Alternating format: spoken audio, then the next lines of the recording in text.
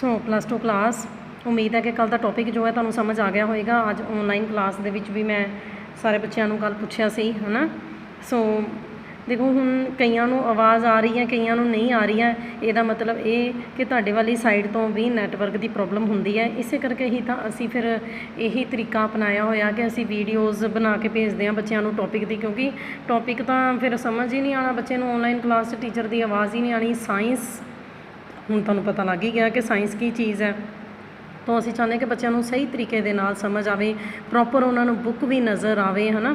ਕਿਉਂਕਿ ਮੈਨੂੰ ਪਤਾ, ਮੈਨੂੰ ਪੁੱਛਣ ਦੀ ਜ਼ਰੂਰਤ ਨਹੀਂ ਹੈ। ਹਜੇ ਵੀ ਬਹੁਤ ਸਾਰੇ ਕੇਸਿਸ ਹੈਗੇ ਆ ਜਿਨ੍ਹਾਂ ਨੇ ਬੁੱਕਸ ਹੀ ਨਹੀਂ ਲਈਆਂ, ਜਿਹੜੇ ਵੀਡੀਓ ਸੁਣ ਹੀ ਨਹੀਂ ਰਹੇ ਹੈ ਨਾ। ਅਤੇ ਫਿਰ ਮਤਲਬ ਕਹਿਣ ਦਾ ਕੋਈ ਕਈਆਂ ਨੂੰ ਫਾਇਦਾ ਨਹੀਂ ਹੋਣਾ, ਕਿਸੇ ਨੇ ਕੁਛ ਬਹਾਨਾ ਲਗਾਉਣਾ, ਕਿਸੇ ਨੇ ਕੁਛ ਲਗਾਉਣਾ।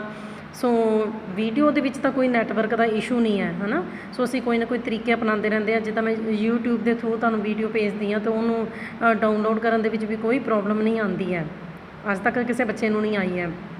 ਤਾਂ ਦੇਖੋ ਇਹ ਤਾਂ ਸੁਣਨਾ ਤਾਂ ਹੁਣ ਤੁਸੀਂ ਹੈ ਨਾ ਵੀਡੀਓਜ਼ ਨੂੰ, ਠੀਕ ਹੈ ਜੀ। ਸੋ ਜੋ ਇਹ ਟੌਪਿਕ ਕੰਟੀਨਿਊਟੀ ਬਣੀ ਰਹੇਗੀ ਤਾਂ ਸਮਝ ਆਉਂਦੇ ਰਹਿਣਗੇ।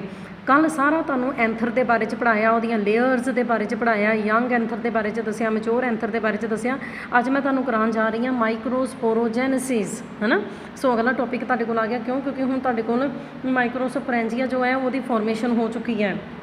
ਮਾਈਕਰੋਸਪੋਰੈਂਜੀਆ ਬਣ ਚੁੱਕੇ ਹੈ 4 ਕੋਰਨਰਸ ਦੇ ਉੱਪਰ ਅਤੇ 4 ਮਾਈਕਰੋਸਪੋਰੈਂਜੀਆ, ਹੈ ਨਾ, ਠੀਕ ਹੈ। ਸੋ ਐਂਥਰ ਦੇ ਅੰਦਰ ਬਣ ਚੁੱਕੇ ਇੱਦਾਂ ਦੇ ਜਿਹੜੇ 4, ਠੀਕ ਹੈ ਨਾ। ਸੋ ਤੁਹਾਡੇ ਸੈਂਟਰ ਦੇ ਵਿੱਚ ਤੁਹਾਨੂੰ ਸਾਰੀਆਂ ਬਾਕੀ ਸਾਰੀਆਂ ਲੇਅਰਸ ਸੀਗੀਆਂ। ਸੈਂਟਰ ਦੇ ਵਿੱਚ ਸਪੋਰੋਜੀਨਸ ਟਿਸ਼ੂ ਡਿਪਲੋਇਡ, ਇੰਨਾ ਕੋਰਨਰ ਮੈਂ ਬਾਹਰ ਕੱਢ ਲਾਂ। ਸੋ ਅਸੀਂ ਤਾਂ ਇੱਕ ਕੋਰਨਰ ਤੋਂ ਹੀ ਦਿਖਾ ਰਹੇ ਹਾਂ ਨਾ, ਸਾਰੀ ਜਗ੍ਹਾ ਇੱਦਾਂ ਹੀ ਹੋ ਰਿਹਾ ਹੈ। ਬਹੁਤ ਸਾਰੇ ਮਾਈਕਰੋਸਪੋਰਸ ਬਣ ਕੇ ਐਂਥਰ ਦੇ ਅੰਦਰ। ਸੋ ਮਾਈਕਰੋਸਪੋਰੋਜੈਨੇਸਿਸ ਕੀ ਹੈ? ਮਾਈਕਰੋਸਪੋਰੈਂਜੀਅਮ ਬਣਨ ਤੋਂ ਬਾਅਦ ਸਪੋਰੋਜੀਨਸ ਜਿਹੜਾ ਟਿਸ਼ੂ ਸੀ, ਜਿਹੜਾ ਸੈਂਟਰ 'ਚ, ਬਾਕੀ ਤਾਂ ਉਹਦੀਆਂ ਲੇਅਰਸ ਹੀ ਸੀਗੀਆਂ ਉਹੀ, ਐਪੀਡਰਮਿਸ, ਐਂਡੋਥੀਸੀਅਮ, ਮਿਡਲ ਲੇਅਰ ਅਤੇ ਟੇਪੀਟਮ। ਇਹੀ 4 ਲੇਅਰਸ ਸੀਗੀਆਂ ਐਂਥਰ ਦੀਆਂ। ਜੋ ਮੇਨ ਸਪੋਰੋਜੀਨਸ ਟਿਸ਼ੂ ਜਿਹੜਾ ਸੀਗਾ, ਇਹ ਹੁਣ ਬਹੁਤ ਸਾਰੇ ਪਲੇਨਸ ਦੇ ਵਿੱਚ ਡਿਵਾਈਡ ਕਰ ਜਾਏਗਾ, ਠੀਕ ਹੈ। ਅਤੇ ਸੈਪਰੇਟ ਹੋ ਜਾਣਗੇ ਇੱਕ ਦੂਸਰੇ ਤੋਂ, ਅਤੇ ਕੀ ਬਣ ਜਾਣਗੇ? ਬਹੁਤ ਸਾਰੇ ਮਾਈਕਰੋਸਪੋਰ ਮਦਰ ਸੈਲਸ ਜਾਂ ਫਿਰ ਮਾਈਕਰੋਸਪੋਰੋਸਾਈਟਸ। ਇਹਦੇ ਵਿੱਚੋਂ ਦੀ ਮੈਂ ਇੱਕ ਕੱਢ ਕੇ ਬਾਹਰ ਦਿਖਾ ਦਿੱਤਾ ਨਾ। ਬਹੁਤ ਸਾਰੇ ਹੈ ਮਾਈਕਰੋਸਪੋਰ ਮਦਰ ਸੈਲਸ ਜਾਂ ਫਿਰ ਮਾਈਕਰੋਸਪੋਰੋਸਾਈਟਸ, ਓਕੇ।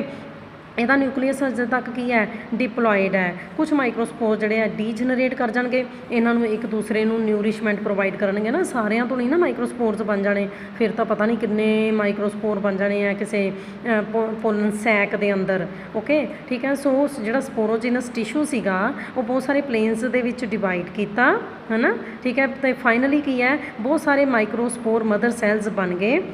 ਉਹਨਾਂ ਵਿੱਚੋਂ ਦੀ ਕੁਛ ਜਿਹੜੇ ਆ ਡੀਜਨਰੇਟ ਕਰ ਗਏ। ਮੈਂ ਕੀ ਕਿਹਾ? ਮਾਈਕਰੋਸਪੋਰ ਮਦਰ ਸੈਲਸ ਦੇ ਲਈ ਇੱਕ ਅਦਰ ਟਰਮ ਹੈ ਮਾਈਕਰੋਸਪੋਰੋਸਾਈਟਸ।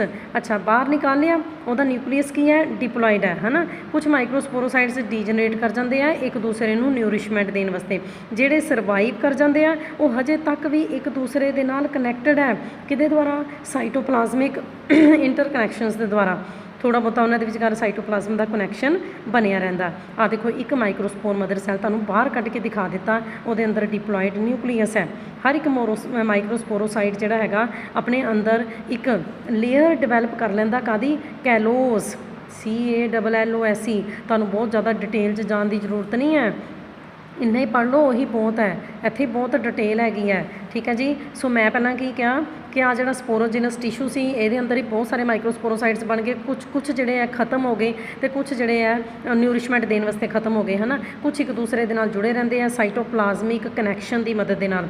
ਉਹਨਾਂ ਵਿੱਚੋਂ ਇੱਕ ਮਾਈਕਰੋਸਪੋਰ ਅਸੀਂ ਬਾਹਰ ਕੱਢ ਲਿਆ, ਅਸੀਂ ਦੇਖਿਆ ਉਹਦਾ ਨਿਊਕਲੀਅਸ ਕੀ ਹੈ? ਡਿਪਲੋਇਡ ਹੈ ਨਾ। ਤਾਂ ਉਹ ਆਪਣੇ ਅੰਦਰ ਹੀ ਇੱਕ ਇਨਰ ਲੇਅਰ ਡਿਵੈਲਪ ਕਰ ਲੈਂਦੇ ਆ। ਇੱਥੇ ਨਹੀਂ ਦਿਖਾਈ ਹੋਈ ਡਾਇਗਰਾਮ ਦੇ ਵਿੱਚ, ਜਿਹਨੂੰ ਅਸੀਂ ਕੀ ਕਹਿੰਦੇ ਹਾਂ? ਕੈਲੋਸ, ਹੈ ਨਾ। ਜਿਹੜੀ ਕਿ ਕੀ ਕਰੇਗੀ? ਇਹ ਲੇਅਰ ਜਿਹੜੀ ਹੈ ਨਾ ਇੱਕ ਦੂਸਰੇ ਨਾਲੋਂ ਤੋੜ ਦੇਗੀ।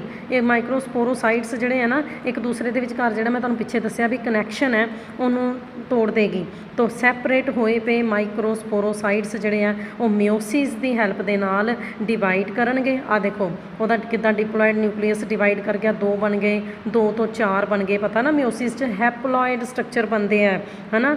4 ਹੈਪਲੋਇਡ ਨਿਊਕਲੀਆਈ ਬਣ ਗਏ ਅਤੇ ਲਾਸਟ ਦੇ ਵਿੱਚ ਤੁਹਾਡੇ ਕੋਲ 4 ਸਪੋਰਸ ਬਣ ਗਏ। ਦੇਖੋ 1 ਤੋਂ 4 ਸਪੋਰਸ ਬਣ ਗਏ ਮਿਓਸਿਸ ਦੀ ਹੈਲਪ ਦੇ ਨਾਲ। ਇਹਨਾਂ ਨੂੰ ਹੁਣ ਅਸੀਂ ਕਹਾਂਗੇ ਮਾਈਕਰੋਸਪੋਰਸ। ਹੁਣ 4 ਜੁੜੇ ਹੋਏ ਨਾ ਆਪਸ 'ਚ, ਇਸ ਕਰਕੇ ਬੱਚਿਆਂ ਨੂੰ ਅਸੀਂ ਕਹਾਂਗੇ ਟੈਟਰਾਡ, स्पोर टैट्राड, समझ गए। तो 1 ਤੋਂ 4 बन गए है, ठीक है। सो दूसरा किहड़ी प्रोसैस हुई है, साइटोकाइनेसिस। ਮਿਓਸਿਸ भी हुई है, हैप्लॉइड टैट्राड बने हैं किहदी प्रोसैस के द्वारा, साइटोकाइनेसिस के द्वारा, है ना। सो साइटोकाइनेसिस के नतीजे वजों की हो रहा, 4 हैप्लॉइड जिहड़े न्यूक्लियाई है ना, 4 सैल जिहड़े आ माइक्रोस्पोर जिहड़े आ वो एक दूसरे तो सैपरेट हो जाते हैं। सो ये माइक्रोस्पोर्स का जिहड़ा अरेंजमेंट है कि भी 4 जाने बन गए हैं, इनू असी टैट्राहीड्रल भी कह सकते हैं, आइसोबाईलेटरल भी कह सकते हैं, कई तरह का अरेंजमेंट है। आ देखो तुहानूं 3 नज़र आएंगे ना, एक पिछले पासे होएगा, है 4 माइक्रोस्पोर्स ही है, तो एक टैट्राहीड्रल ओके। ये की है 2-2, एक साइड के उपर तुहानूं दोनों साइड्स के उपर 2-2 नज़र आ रहे हैं, 2 इधर 2 इधर। इस करके ये किस तरह का अरेंजमेंट है माइक्रोस्पोर्स का, टैट्राड्स का, आइसोबाईलेटरल, ठीक है। फिर आ देखो डेकोसेट शेप, इनू टी शेप भी असी, आ टी शेप भी है ना, डेकोसेट शेप, ठीक है। लीनियर इको लाइन दे विच लगे हुए हैं, तो टी शेप। सो ये 4 तरह के माइक्रोस्पोर्स जिहड़े है, इन्हां दा अलग अलग अरेंजमेंट जिहड़ा हैगा वो हो सकता है ना। आ देखो एक थले एक उपर एक थले, 2 सेंटर च फर्क है। इन्हां 5 दे 5 टैट्राड्स के अरेंजमेंट च फर्क है, ओके। ये 2 उपर एक एक थले टी बन गई, इको लाइन च लगे हुए हैं लीनियर, ये एक उपर एक थले, 2 सेंटर च डेकोसेट, ठीक है जी। 2 साइडों के उत्ते, एक साइड के उत्ते 2, दूजी साइड पर भी 2, आइसोबाईलेटरल, तो ये 4, ठीक है। 3 अगे एक पिछे, ओके। ये सी माइक्रोस्पोर टैट्राड्स का अरेंजमेंट ड्यूरिंग माइक्रोस्पोरोजेनेसिस। अच्छा हुण फिर समझ आ गई होनी है मेरी, जो मेरा टॉपिक है माइक्रोस्पोरोजेनेसिस, है ना। सो माइक्रोस्पोर्स की फॉर्मेशन तुसी डेफिनेशन लिख सकते हो, the process of formation of microspores from microspore mother cell is called microsporogenesis. मैं इत्थे लिखी नहीं है, मैं लिख दिंदी हाँ, ठीक है, तुसी भी लिख लियो। माइक्रोस्पोरोजेनेसिस की हुंदी है, the process of formation of microspores from microspore mother cells is called microsporogenesis, है ना, ठीक है। सो माइक्रोस्पोर बनन की जी प्रोसैस हैगी है माइक्रोस्पोर मदर सैल्स तो, ठीक है, उन्होंने असीं की कहने आ, माइक्रोस्पोरोजेनेसिस कहते हैं। चलो हुण मैं तुहानूं थोड़ा जिहा होर दसना कि जो माइक्रोस्पोरोजेनेसिस हो रही सी, तो मैं हुण बार बार उस डायग्राम के उपर नहीं जाना। पता तुहानूं कि टेपिटम सब तो अंदर वाली लेयर जिहड़ी प्रेजेंट सीगी ना पोलन सैक के अंदर, टेपिटम सी, वो बहुत सारे enzymes, hormones, amino acids, nutritive materials provide करती है किन्हां नूं, डिवाइड हो रहे माइक्रोस्पोरोसाइट्स नूं, ठीक है। एंजियोस्पर्म्स दे विच जिहड़े फ्लावरिंग प्लांट्स होंदे आ, उन्हां दे विच टेपिटम 2 टाइप्स दी हुंदी है, ग्लैंडुलर जिन्हों कि असी सकरीटरी टेपिटम भी कहते हैं, name as the name indicates it secretes some substances, है ना, एंड फाइनली ब्रेक डाउन कर जाती है। जो पोलन ग्रेन मैच्योर कर जाती उदों ये टेपिटम खत्म हो जाती है, ओके। ये कुछ सबसटांसिस सकरीट करती है। नंबर 2 पैरीप्लाज्मोडियल, ਜਾਂ फिर इनू होर की कहांगे असी अमीबॉइड टेपिटम, नाम तो पता लगता पाया ये अमीबा वर्गी इररेगुलर होएगी, है ना। सो ये भी जोड़े सैल है ब्रेक डाउन कर जाते हैं, उन्होंने इन्हों दी वाल्स जड़ियाँ हैगियां ने इस टेपिटम के सैल्स दियाँ वो टुट जांदियां ने, ठीक है। तो जो टेपिटल प्रोटोप्लास्ट जोड़ा है बाद विच मल्टी न्यूक्लीएट पैरीप्लाज्मोडियम बना लवे, जोड़ा कि माइक्रोस्पोर मदर सैल्स नूं की प्रोवाइड कर सके, न्यूरिशमेंट। सो तुसीं इत्थे देख रहे हो कि टेपिटम का मेन मकसद जोड़ा सीगा, ठीक है, आ जी टेपिटल लेयर सीगी, इहदा दोनों का ही 2 तरह की सीगी ना, ग्लैंडुलर ते पैरीप्लाज्मोडियल। ग्लैंडुलर जिहड़ी सीगी कुछ सबसटांस ਸਕਰੀਟ करती सी, तो पैरीप्लाज्मोडियल का फंक्शन तो तुसीं देख ही लिया कि यह मल्टी न्यूक्लीएट पैरीप्लाज्मोडियम बना लैंदी है, जिहड़े कि डिवेलप कर रहे माइक्रोस्पोर मदर सैल्स नूं न्यूरिशमेंट प्रोवाइड करती है। इस तरीके दे नाल असीं टेपिटम के होर बहुत सारे फंक्शन पढ़ने हैं, ये भी इंपोर्टेंट क्वेश्चन है, ठीक है जी। सो ये ट्रांसपोर्टेशन करती है न्यूट्रीएंट्स नूं, है ना, into the anther locules at the time of the meiosis in spore mother cells, इत्थों दी, ठीक है, न्यूट्रीएंट्स नूं ट्रांसफर करती है, स्पोर मदर सैल तक पहुँचाती है जदों इन्हां दी की हो रही है, म्योसिस हो रही सी। सैकेंड पॉइंट, बहुत सारे एंजाइम्स हार्मोन्स सकरीट करती है, ठीक है। हबिस्क बॉडीज़, ਦੇਖੋ ਇੱਕ ਅਲੱਗ ਜਿਹੀ ਟਰਮ ਆਈ ਹੈ ਹਬਿਸਕ ਬੋਡੀਜ਼। ਇਹ ਕੀ ਬੋਡੀਜ਼ ਹੁੰਦੀਆਂ ਨੇ, ਇਹਨਾਂ ਨੂੰ ਵੀ ਪ੍ਰੋਡਿਊਸ ਕਰਦੀ ਹੈ ਟੇਪੀਟਮ ਜਿਹੜੀ ਹੈਗੀ ਹੈ। ਇਹ ਹਬਿਸਕ ਬੋਡੀਜ਼ ਜਿਹੜੀਆਂ ਹੁੰਦੀਆਂ ਨਾ, ਇਹਨਾਂ ਦੇ ਆਲੇ ਦੁਆਲੇ ਨੇ ਇੱਕ ਬੱਚੇ ਅੱਗੇ ਜਾ ਕੇ ਵੀ ਪੋਲੀਮਰ ਆਉਣਾ ਤੁਹਾਨੂੰ, ਸਪੋਰੋਪੋਲੀਨਿਨ। ਜਦੋਂ ਮੈਂ ਤੁਹਾਨੂੰ ਪੋਲਨ ਗ੍ਰੇਨ ਦੀ ਵਾਲ ਦੇ ਬਾਰੇ 'ਚ ਪੜ੍ਹਾਉਣਾ ਨਾ, ਉੱਥੇ ਵੀ ਇਹ ਸਬਸਟਾਂਸ ਆਉਣਾ ਹੈਗਾ ਸਪੋਰੋਪੋਲੀਨਿਨ, ਹੈ ਨਾ, ਠੀਕ ਹੈ। ਸੋ ਹਬਿਸਕ ਬੋਡੀਜ਼ ਇਹਦੇ ਆਲੇ ਦੁਆਲੇ ਸਪੋਰੋਪੋਲੀਨਿਨ ਰਹਿੰਦਾ ਹੈ, ਠੀਕ ਹੈ, ਜਿਹਦੇ ਕਰਕੇ ਕਿ ਜਿਹੜੇ ਇਹ ਪੋਲਨ ਗ੍ਰੇਨ ਬਣਿਆ ਨਾ, ਇਹਦੀ ਜਿਹੜੀ ਬਾਹਰ ਵਾਲੀ ਵਾਲ ਹੈ ਨਾ, ਉਹ ਬਹੁਤ ਜ਼ਿਆਦਾ ਥਿਕ ਹੋ ਜਾਂਦੀ ਹੈ ਹਬਿਸਕ ਬੋਡੀਜ਼ ਦੇ ਨਾਲ। ਤਾਂ ਦੇਖੋ ਉਹਨਾਂ ਨੂੰ ਵੀ ਬਣਾਉਣ 'ਚ ਇਹ ਟੇਪੀਟਮ ਮਦਦ ਕਰਦੀ ਹੈ। ਓਕੇ, ਆਇਲੀ ਮਟੀਰੀਅਲਸ ਸਕਰੀਟ ਕਰਦੀ ਹੈ ਨਾ, ਠੀਕ ਹੈ। ਸੋ ਪੋਲਨ ਮੈਚੋਰ ਪੋਲਨ ਗ੍ਰੇਨ ਜਿਹੜਾ ਹੈਗਾ ਉਹਦੇ ਬਾਹਰ ਇਹ ਆਇਲ ਵਰਗਾ ਸਬਸਟਾਂਸ ਸਕਰੀਟ ਕਰਦੀ ਹੈ, ਖਾਸ ਕਿਸਮ ਦੀਆਂ ਪ੍ਰੋਟੀਨਸ ਸਕਰੀਟ ਕਰਦੀ ਹੈ, ਠੀਕ ਹੈ ਜੀ, ਟੇਪੀਟਮ ਜਿਹੜੀ ਹੈਗੀ ਆ, ਤਾਂ ਜੋ ਪੋਲਨ ਗ੍ਰੇਨ ਜਿਹੜਾ ਹੈਗਾ ਇਹਦੀ ਰੈਕੋਗਨਾਈਜ਼ ਕੀਤਾ ਜਾ ਸਕੇ, ਠੀਕ ਹੈ। ਟੂ ਰੈਕੋਗਨਾਈਜ਼ ਕੰਪੈਟੇਬਿਲਿਟੀ ਵੀ ਜਿਹੜਾ ਪੋਲਨ ਗ੍ਰੇਨ ਹੈਗਾ ਇਹ ਵੀ ਜਰਮੀਨੇਟ ਕਰੇਗਾ ਕਿ ਨਹੀਂ ਕਰ ਪਾਏਗਾ ਕੱਲ੍ਹ ਨੂੰ, ਹੈ ਨਾ। ਇਹ ਕਿਉਂਕਿ ਇਹ ਦੇਖੋ ਫੀਮੇਲ ਪਾਰਟ ਦੇ ਉੱਤੇ ਸਟਿਗਮਾ ਦੇ ਉੱਪਰ ਜਾਏਗਾ ਪੋਲਨ ਗ੍ਰੇਨ ਪੋਲੀਨੇਸ਼ਨ ਦੀ ਹੈਲਪ ਦੇ ਨਾਲ, ਤਾਂ ਫਿਰ ਹੀ ਉੱਥੇ ਜਾ ਕੇ ਜਰਮੀਨੇਟ ਕਰੇਗਾ। ਸੋ ਟੇਪੀਟਮ ਕੀ ਕਰਦੀ ਹੈ, ਖਾਸ ਕਿਸਮ ਦੀਆਂ ਪ੍ਰੋਟੀਨਸ ਵੀ ਬਣਾਉਂਦੀ ਹੈ। ਓਕੇ, ਇਹ ਸੀ ਟੇਪੀਟਮ ਲੇਅਰ ਜਿਹੜੀ ਹੈਗੀ ਹੈ, ਠੀਕ ਹੈ, ਪੋਲਨ ਸੈਕ ਦੇ ਅੰਦਰ ਸੀ, ਉਹਦੇ ਸਾਰੇ ਫੰਕਸ਼ਨਸ। ਮਾਈਕਰੋਸਪੋਰ ਟੈਟਰਾਡਸ ਕਈ ਵਾਰੀ ਇੱਕ ਦੂਸਰੇ ਤੋਂ ਸੈਪਰੇਟ ਵੀ ਹੋ ਜਾਂਦੇ ਆ, ਅਤੇ ਕਈ ਵਾਰੀ ਉਹ ਪੋਲਨ ਸੈਕ ਦੇ ਅੰਦਰ ਪਏ ਹੀ ਜਰਮੀਨੇਟ ਕਰਨਾ ਸ਼ੁਰੂ ਕਰ ਦਿੰਦੇ ਬੱਚੇ। ਇਸ ਕਰਕੇ ਅਸੀਂ ਉਹਨਾਂ ਨੂੰ ਕੀ ਕਹਿ ਦਿੰਦੇ ਆ, ਇਨ ਸਿਟੂ, ਹੈ ਨਾ। ਟਾਈਫੀਆ, ਡਰੋਸੀਰਾ, ਇਹਦੇ 'ਚ ਮਾਈਕਰੋਸਪੋਰਸ ਜਿਹੜੇ ਆ ਕਦੀ ਵੀ ਇੱਕ ਦੂਸਰੇ ਤੋਂ ਸੈਪਰੇਟ ਕਰਦੇ ਹੀ ਨਹੀਂ, ਉਹ ਹਮੇਸ਼ਾ ਹੀ ਟੈਟਰਾਡ ਦੀ ਫੋਰਮ ਦੇ ਵਿੱਚ ਹੀ ਰਹਿੰਦੇ ਆ। ਇਸ ਕਰਕੇ ਅਸੀਂ ਇਹਨਾਂ ਨੂੰ ਕੀ ਕਹਿੰਦੇ ਆ, ਕੰਪਾਊਂਡ ਪੋਲਨ ਗ੍ਰੇਨਸ ਕਹਿੰਦੇ ਆ, ਠੀਕ ਹੈ ਜੀ। ਇਸੇ ਕਰਕੇ ਹੀ ਜਿਹੜੀ ਐਸਕਲਾਪੀਡੇਸੀਏ ਫੈਮਿਲੀ ਹੈ ਕੈਲੋਟ੍ਰੋਪਿਸ ਦੀ, ਹੈ ਨਾ, ਅੱਕ ਦੀ ਫੈਮਿਲੀ ਹੈਗੀ ਹੈ, ਜਿਹਦੇ 'ਚ ਅੱਕ ਪਲਾਂਟ ਆ ਜਾਂਦਾ, ਤੁਸੀਂ ਦੇਖਿਆ ਹੋਣਾ ਅੱਕ, ਮੈਂ ਪਹਿਲਾਂ ਵੀ ਤੁਹਾਨੂੰ ਦੱਸਿਆ ਹੋਇਆ, ਔਰਚਿਡਸ ਆ ਜਾਂਦੇ ਬਹੁਤ ਸਾਰੇ ਇਹਦੇ। ਇਸ ਕੇਸ ਦੇ ਵਿੱਚ ਕੀ ਹੈ ਕਿ ਐਂਥਰਲੋਬਸ ਦੇ ਵਿੱਚ ਮਾਈਕਰੋਸਪੋਰਸ ਜਿਹੜੇ ਹਮੇਸ਼ਾ ਹੀ ਜੁੜੇ ਰਹਿੰਦੇ ਆ, ਅਤੇ ਅਸੀਂ ਉਦੋਂ ਉਹਨਾਂ ਨੂੰ ਕੀ ਕਹਿ ਦਿੰਦੇ ਆ, ਪੋਲੀਨੀਅਮ। ਕੋਈ ਵੱਡੀ ਗੱਲ ਨਹੀਂ ਹੈਗੀ। ਕਿਤੇ ਅਸੀਂ ਟਰਮ ਯੂਜ਼ ਕਰ ਰਹੇ ਹਾਂ ਕੰਪਾਊਂਡ ਪੋਲਨ ਗ੍ਰੇਨਸ, ਜੇਕਰ ਪੋਲਨ ਗ੍ਰੇਨਸ ਇੱਕ ਦੂਸਰੇ ਤੋਂ ਸੈਪਰੇਟ ਨਹੀਂ ਹੁੰਦੇ, ਟੈਟਰਾਡ 'ਚ ਹੀ ਪਏ ਰਹਿੰਦੇ ਆ, ਅਤੇ ਕੁਛ ਫੈਮਲੀਜ਼ 'ਚ ਅਸੀਂ ਸ਼ਬਦ ਯੂਜ਼ ਕਰ ਰਹੇ ਹਾਂ ਪੋਲੀਨੀਅਮ। ਓਕੇ, ਨਾਓ ਬਣ ਚੁੱਕੇ ਆ ਪੋਲਨ ਗ੍ਰੇਨਸ। ਐਂਥਰ ਸੀਗਾ, ਐਂਥਰ ਦੇ ਅੰਦਰ ਮਾਈਕਰੋਸਪੋਰੈਂਜੀਅਮ ਸੀਗੇ, 4 ਪੋਲਨ ਸੈਕ ਸੀਗੇ। ਹੁਣ ਉਹਨਾਂ ਦੇ ਫਟਣ ਦਾ ਟਾਈਮ ਆ ਗਿਆ, ਕਿਉਂਕਿ ਉਹਨਾਂ ਦੇ ਅੰਦਰ ਪੋਲਨ ਗ੍ਰੇਨਸ ਬਣ ਚੁੱਕੇ ਆ। ਹੁਣ ਐਂਥਰ ਨੇ ਖੁੱਲ੍ਹ ਜਾਣਾ ਹੈ।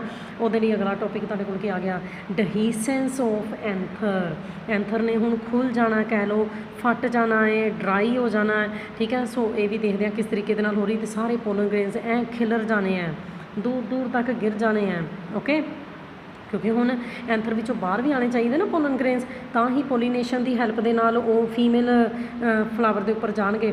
ਨਾਓ inside the mature pollen sacs, ਇਹ ਜਿਹੜੇ ਮੈਚੋਰ ਪੋਲਨ ਸੈਕਸ ਹੈ, ਇਹਨਾਂ ਦੇ ਅੰਦਰ ਪੋਲਨ ਗ੍ਰੇਨ ਹੁਣ ਡਰਾਈ ਅਪ ਚੋ ਹੋ ਚੁੱਕਿਆ ਹੈ। ਕੁਝ ਕੇਸਿਸ ਦੇ ਵਿੱਚ ਤਾਂ ਬਿਲਕੁਲ ਹੀ ਪਾਊਡਰ ਬਣ ਗਏ ਹੋਏ ਆ। ਟੇਪੀਟਮ ਜਿਹੜੀ ਹੈਗੀ ਹੈ ਅਬਜ਼ੋਰਬਡ ਹੋ ਚੁੱਕੀ ਹੈ। ਜਿਹੜੇ ਮੈਂ ਇੰਨੇ ਫੰਕਸ਼ਨ ਪੜ੍ਹਾਏ ਟੇਪੀਟਮ ਲੇਅਰ ਦੇ, ਉਹ ਟੇਪੀਟਮ ਲੇਅਰ ਹੁਣ ਇੱਥੋਂ ਦੀ ਖਤਮ ਹੋ ਚੁੱਕੀ ਹੈ। ਦੇਖੋ ਮੈਚੋਰ ਐਂਥਰ ਦੇ ਵਿੱਚ ਕਿਤੇ ਵੀ ਟੇਪੀਟਮ ਨਹੀਂ ਹੈਗੀ, ਐਪੀਟਰਮਿਸ ਹੈਗੀ ਹੈ, ਵੈਸਕੂਲਰ ਬੰਡਲ ਵੀ ਹੈਗੇ ਹੈ, ਠੀਕ ਹੈ। ਆ ਪੋਲਨ ਗ੍ਰੇਨਸ ਖਿਲਰੇ ਪਏ ਹੋਏ ਆ। ਸਟੋਮੀਅਮ ਕੱਲ੍ਹ ਵੀ ਪੜ੍ਹਾਇਆ ਸੀਗਾ, ਐਂਡੋਥੀਸੀਅਮ ਲੇਅਰ ਦਾ ਇੱਕ ਪਾਰਟ ਸੀਗਾ ਸਟੋਮੀਅਮ, ਇੱਥੋਂ ਦੀ ਟੁੱਟਦੇ ਆ ਐਂਥਰਸ, ਹੈ ਨਾ, ਮੈਂ ਪੜ੍ਹਾਉਂਦੀ ਹਾਂ। ਬਾਕੀ ਇਹ 4 ਪੋਲਨ ਸੈਕਸ। ਓਕੇ, ਮੈਚੋਰ ਐਂਥਰ ਹੋ ਚੁੱਕਾ ਹੈ। ਓਕੇ, ਟੇਪੀਟਮ ਖਤਮ ਹੋ ਚੁੱਕੀ ਹੈ ਨਾ।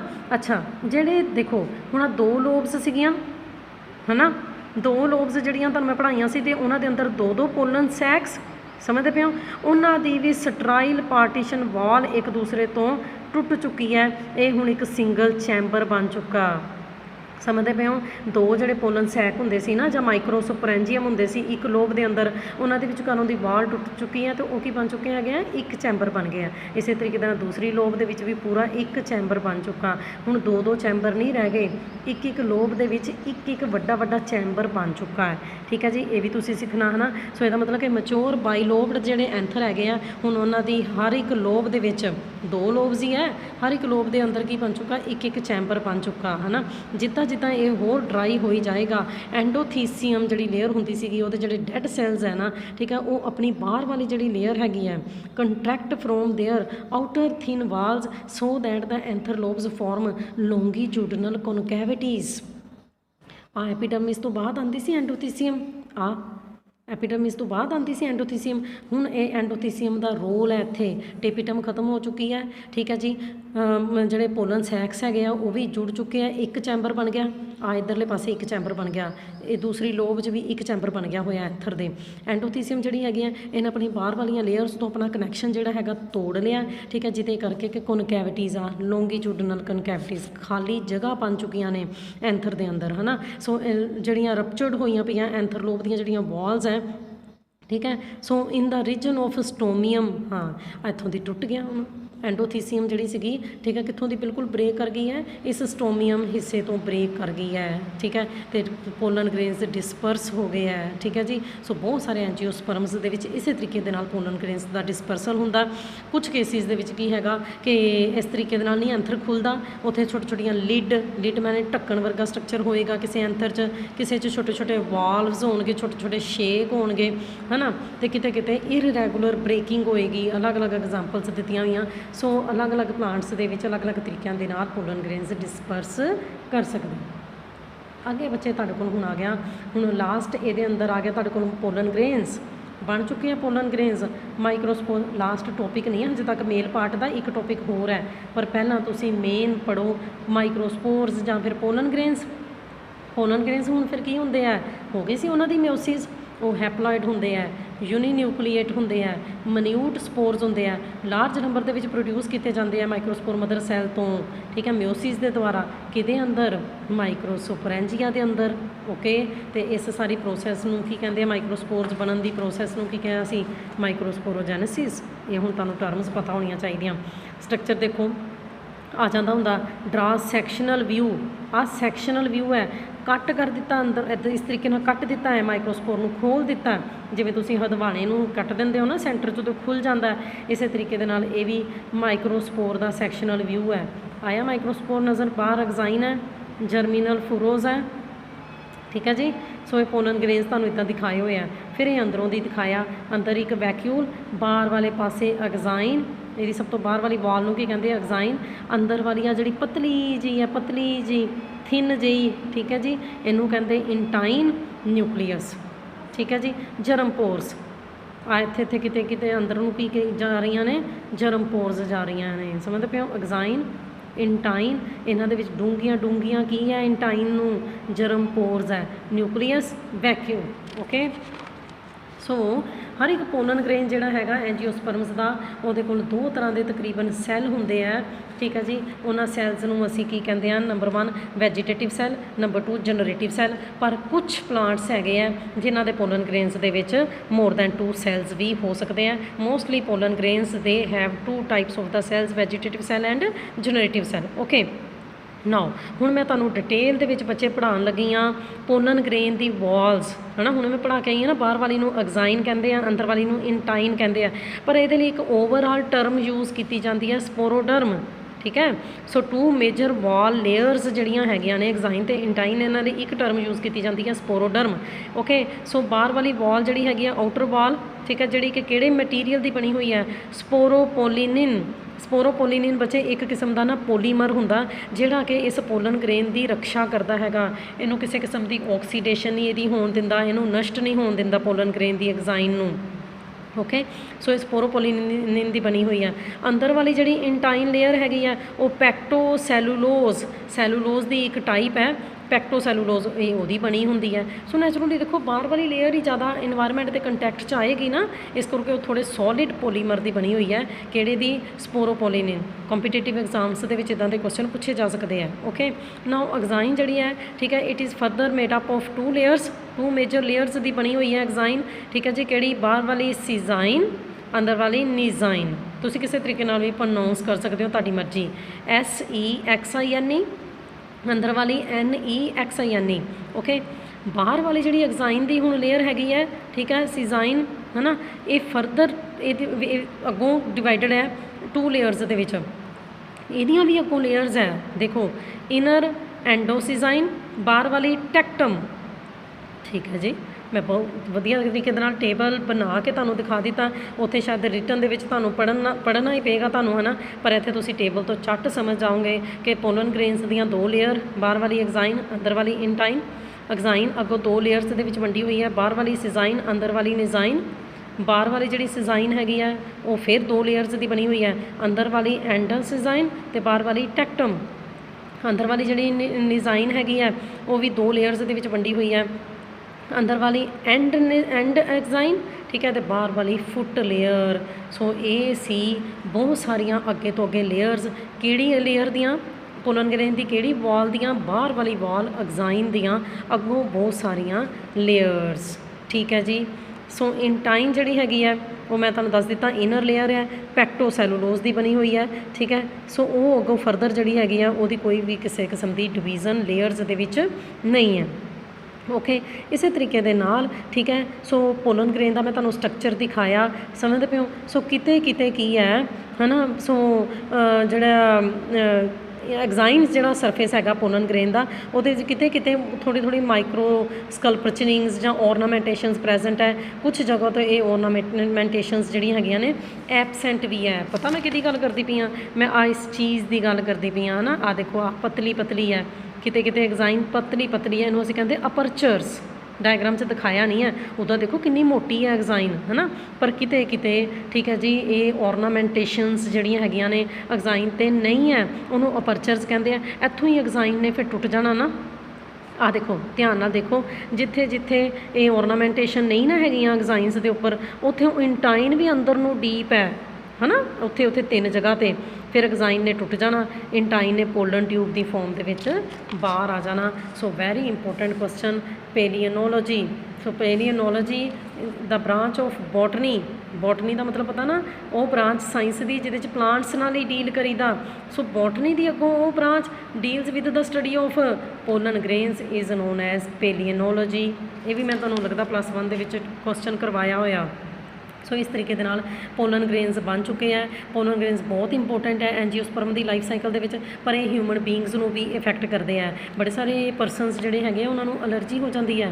ਇਹ ਜਦੋਂ ਤੁਹਾਡੇ ਲੰਗਸ ਦੇ ਵਿੱਚ, ਨੋਸਟ੍ਰਿਲ ਦੇ ਵਿੱਚ, ਤੁਹਾਡੀ 'ਚ ਨੱਕ 'ਚ ਐਂਟਰ ਕਰ ਜਾਂਦੇ ਆ ਨਾ, ਤਾਂ ਬਹੁਤ ਸਾਰੀਆਂ ਅਲਰਜਿਕ ਡਿਜ਼ੀਜ਼ਿਸ ਕਰ ਦਿੰਦੇ ਆ, ਬ੍ਰੋਂਕਾਈਲ ਐਪਲੀਕੇਸ਼ਨਸ ਕਰ ਦਿੰਦੇ ਆ ਪੀਪਲ ਦੇ ਵਿੱਚ, ਸਾਹ ਲੈਣ ਦੇ ਵਿੱਚ ਉਹਨਾਂ ਨੂੰ ਪ੍ਰੋਬਲਮ ਆਉਂਦੀ ਹੈ, ਰੈਸਪੀਰੇਟਰੀ ਡਿਸਆਰਡਰ ਕਰ ਦਿੰਦੇ ਆ, ਐਸਥਮਾ, ਬ੍ਰੋਂਕਾਈਟਸ ਹੋ ਜਾਂਦਾ ਬਹੁਤ ਸਾਰੇ ਪਰਸਨਸ ਨੂੰ। ਓਕੇ, ਸੋ ਪੋਲਨ ਗ੍ਰੇਨ ਤੋਂ ਹੋਣ ਵਾਲੀ ਜਿਹੜੀ ਐਨਰਜੀ ਹੈ, ਠੀਕ ਹੈ, ਖਾਸ ਤੌਰ 'ਤੇ ਜਿਹੜੇ ਕੈਰਟ ਗ੍ਰਾਸ ਜਿਹੜਾ ਹੈਗਾ ਉਹਦੇ ਤੋਂ ਜਿਹੜੀ ਹੋ ਰਹੀ ਹੈ, ਉਹਦੇ ਪੋਲਨ ਗ੍ਰੇਨਸ ਤੋਂ ਹੋ ਰਹੀ ਹੈ, ਅਸੀਂ ਉਹਨੂੰ ਪੋਲਨ ਐਨਰਜੀ ਵੀ ਕਹਿ ਦਿੰਦੇ ਹਾਂ, ਠੀਕ ਹੈ ਜੀ।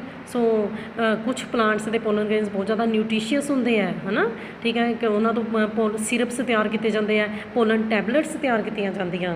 ਅਤੇ ਅਗਲਾ ਤੁਹਾਡੇ ਕੋਲ ਆ ਗਿਆ ਪੋਲਨ ਗ੍ਰੇਨ ਦਾ ਫੇਟ ਐਂਡ ਆਫਟਰ ਦੇਅਰ ਡਿਸਪਰਸਲ, ਹੈ ਨਾ, ਫੇਟ ਆਫ ਪੋਲਨ ਗ੍ਰੇਨਸ, ਠੀਕ ਹੈ ਜੀ। ਅਤੇ ਫਿਰ ਮੇਲ ਨਾਲ ਰਿਲੇਟਿਡ ਲਾਸਟ ਟੋਪਿਕ ਬਹੁਤ ਹੀ ਇੰਪੋਰਟੈਂਟ 5 ਮਾਰਕਸ ਦਾ ਕੁਐਸਚਨ ਇਹ ਬਣੇਗਾ, ਡਿਵੈਲਪਮੈਂਟ ਆਫ ਮੇਲ ਗਮੀਟੋਫਾਈਟ, ਜਿਹਦੇ 'ਚ ਪ੍ਰੀ ਪੋਲੀਨੇਸ਼ਨ ਡਿਵੈਲਪਮੈਂਟ ਵੀ ਹੈ ਅਤੇ ਪੋਸਟ ਪੋਲੀਨੇਸ਼ਨ ਡਿਵੈਲਪਮੈਂਟ ਵੀ ਹੈ। ਇਹ ਮੈਂ ਤੁਹਾਨੂੰ ਅਗਲੀ ਵੀਡੀਓ 'ਚ ਕਰਵਾਉਂਗੀ, ਪਰ ਮੈਂ ਫੇਟ ਵਾਲਾ ਟੋਪਿਕ ਤੁਹਾਨੂੰ ਕਰਵਾਉਣ ਲੱਗੀ ਹਾਂ। ਜਦੋਂ ਪੋਲਨ ਗ੍ਰੇਨਸ ਡਿਸਪਰਸ ਹੋ ਗਏ, ਖਿਲਰ ਗਏ, ਠੀਕ ਹੈ, ਐਂਥਰ 'ਚੋਂ ਨਿਕਲ ਗਏ, ਹੁਣ ਉਹਨਾਂ ਨੇ ਫੀਮੇਲ ਪਾਰਟ ਦੇ ਕੋਲ ਪਹੁੰਚਣਾ ਹੈਗਾ, ਕਾਰਪਲ ਦੇ ਕੋਲ ਪਹੁੰਚਣਾ ਹੈਗਾ, ਠੀਕ ਹੈ। ਦੂਸਰੀ ਗੱਲ, ਪੋਲਨ ਗ੍ਰੇਨਸ ਨੇ ਕਾਹਦੇ 'ਚ ਡਿਵੈਲਪ ਹੋਣਾ?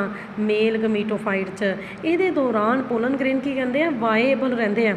ਬੱਚੇ ਵਾਏਬਲ ਦਾ ਮਤਲਬ ਕੀ ਹੈਗਾ? ਕਿ ਵੀ ਇਹ ਨਹੀਂ ਕਿ ਜਿੱਦਾਂ ਹੀ ਪੋਲਨ ਗ੍ਰੇਨਸ ਰਿਲੀਜ਼ ਹੋ ਗਏ, ਜ਼ਰੂਰੀ ਨਹੀਂ ਨਾ ਉਹਨਾਂ ਨੇ ਫੀਮੇਲ ਪਾਰਟ ਦੇ ਕੋਲ ਪਹੁੰਚ ਜਾਣਾ ਅਤੇ ਉਦੋਂ ਹੀ ਜਰਮੀਨੇਟ ਕਰਨਾ ਸ਼ੁਰੂ ਕਰ ਦੇਣਾ, ਨਹੀਂ। ਉਹ ਥੋੜ੍ਹੀ ਦੇਰ ਵਾਸਤੇ ਪੇ ਵੀ ਰਹਿ ਸਕਦੇ ਆ। ਪਰ ਕੁਛ ਸਪੀਸੀਜ਼ ਦੇ ਵਿੱਚ ਜਿੱਦਾਂ ਸੀਰੀਅਲਸ, ਰਾਈਸ, ਵੀਟ 'ਚ ਪੋਲਨ ਗ੍ਰੇਨ ਸਿਰਫ 30 ਮਿੰਟਸ ਤੱਕ ਹੀ ਵਾਏਬਲ ਰਹਿੰਦੇ ਆ, ਉਹਦੇ ਤੋਂ ਬਾਅਦ ਉਹਨਾਂ ਨੇ ਖ਼ਤਮ ਹੋ ਜਾਣਾ, ਉਹਦੇ ਤੋਂ ਬਾਅਦ ਨਹੀਂ ਉਹਨਾਂ ਨੇ ਜਰਮੀਨੇਟ ਕਰਨਾ। ਜਦ ਕਿ ਕੁਛ ਫੈਮਲੀਜ਼ ਜਿਹੜੀਆਂ ਹੈਗੀਆਂ ਨੇ, ਰੋਜੇਸੀਏ, ਲੈਗੂਮੀਨੇਸੀਏ, ਸੋਨੇਸੀਏ, ਇਹਨਾਂ ਫੈਮਲੀਜ਼ ਦੇ ਵਿੱਚ ਬੜੇ ਸਾਰੇ ਮੰਥ ਤੱਕ ਪੋਲਨ ਗ੍ਰੇਨਸ ਪੇ ਰਹਿੰਦੇ ਆ। ਅੱਜ ਕੱਲ੍ਹ ਤਾਂ ਕਹਿੰਦੇ ਪੋਲਨ ਗ੍ਰੇਨਸ ਨੂੰ ਸਟੋਰ ਕਰਕੇ ਵੀ ਰੱਖਿਆ ਜਾ ਰਿਹਾ, ਲਿਕੁਇਡ ਨਾਈਟ੍ਰੋਜਨ ਦੇ ਵਿੱਚ ਰੱਖਿਆ ਜਾ ਰਿਹਾ ਉਹਨਾਂ ਨੂੰ, -196 ਡਿਗਰੀ ਸੈਲਸੀਅਸ ਦੇ ਉੱਤੇ, ਤਾਂ ਜੋ ਜਦੋਂ ਕਦੀ ਵੀ ਕ੍ਰੌਪ ਬਰੀਡਰਸ ਨੂੰ ਇਹਨਾਂ ਦੀ ਜ਼ਰੂਰਤ ਪਵੇ ਤਾਂ ਉਹ ਇਹਨਾਂ ਨੂੰ ਪੋਲਨ ਬੈਂਕ ਤੋਂ ਲਿਆ ਕੇ ਯੂਜ਼ ਕਰ ਸਕਣ। ਸੋ ਇਹ ਸੀ ਸਾਰਾ ਪੋਲਨ ਗ੍ਰੇਨ ਤੱਕ। ਹੁਣ ਇਸ ਤੋਂ ਬਾਅਦ ਬਚੇ ਇਹਦੇ ਤੋਂ ਮੇਲ ਗਮੀਟੋਫਾਈਟ ਬਣਨਾ। ਮੈਂ ਤੁਹਾਨੂੰ ਇੱਕ ਵਾਰੀ ਡਾਇਗਰਾਮ ਦਿਖਾ ਦਿੰਦੀ ਹਾਂ। ਦੇਖੋ ਪੋਲਨ ਗ੍ਰੇਨ, ਉਹਦੇ ਅੰਦਰ ਕੀ ਕੀ ਡਿਵੀਜ਼ਨਸ ਹੋਈਆਂ, ਮੇਲ ਗਮੀਟੋਫਾਈਟ ਬਣ ਗਿਆ ਤਾਂ ਆਹ ਚੀਜ਼ ਇੱਥੇ ਆ ਗਈ। ਆਹ ਪੋਲਨ ਗ੍ਰੇਨ 'ਚੋਂ ਪੋਲਨ ਟਿਊਬ ਨਿਕਲ ਆਈ ਹੈ, ਮੇਲ ਗਮੀਟਸ ਲੈ ਕੇ, ਤਾਂ ਇਹ ਫੀਮੇਲ ਪਾਰਟ ਦੇ ਉੱਪਰ ਆ ਗਈ ਹੈ। ਫਿਰ ਅਸੀਂ ਇਹ ਪੜ੍ਹਨ ਤੋਂ ਬਾਅਦ, ਮੇਲ ਗਮੀਟੋਫਾਈਟ ਦੀ ਡਿਵੈਲਪਮੈਂਟ ਪੜ੍ਹਨ ਤੋਂ ਬਾਅਦ ਫੀਮੇਲ ਪਾਰਟ ਸ਼ੁਰੂ ਕਰਨਾ ਸੀ ਫਲਾਵਰ ਦਾ। ਉਮੀਦ ਹੈ ਕਿ ਤੁਹਾਨੂੰ ਸਮਝ ਆ ਰਹੀ ਹੈ।